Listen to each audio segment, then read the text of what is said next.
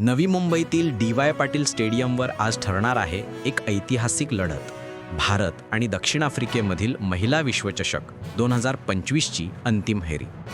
भारतासाठी ही फक्त एक मॅच नाही, 2005 आणि 2017च्या अंतिम पराभवांच्या जखमा भरून काढण्याची संधी आहे. तर दक्षिण आफ्रिका पहिल्यांदाच या विश्वचषकाच्या फायनलमध्ये उतरते आहे.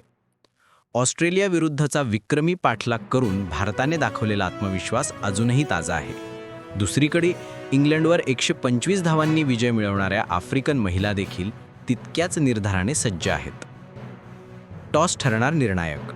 हा सामना सायंकाळी खेळला जाणार असल्याने दव मोठी भूमिका बजावू शकते.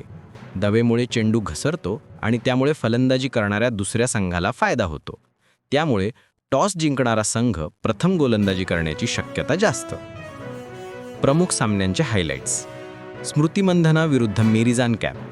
दक्षिण आफ्रिकेची अनुभवी वेगवान गोलंदाज कॅप मंधनाच्या ऑफ स्टंपवर अचूक हल्ले करणार.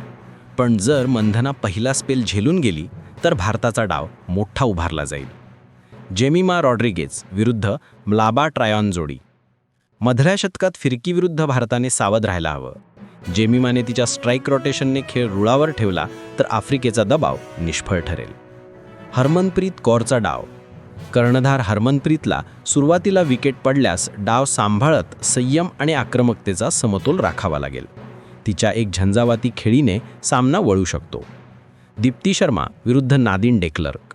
मागील सामन्यात डे क्लर्कची 84 नाबाद खेळी भारतासाठी धोक्याची घंटा होती. यावेळी दीप्ती आणि गोलंदाजांना शेवटच्या षटकात अचूक यॉर्कर टाकावे लागतील.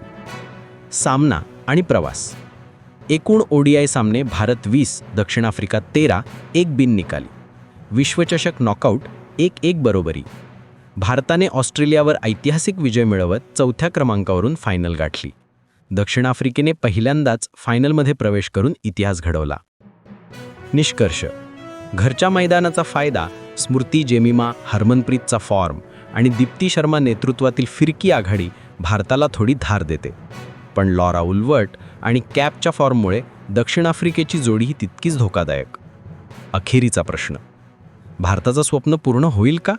की दक्षिण आफ्रिका इतिहासात पहिल्यांदाच नाव कोरेल? उत्तर मिळेल आज संध्याकाळी डी.वाय. पाटील स्टेडियमच्या प्रकाशात.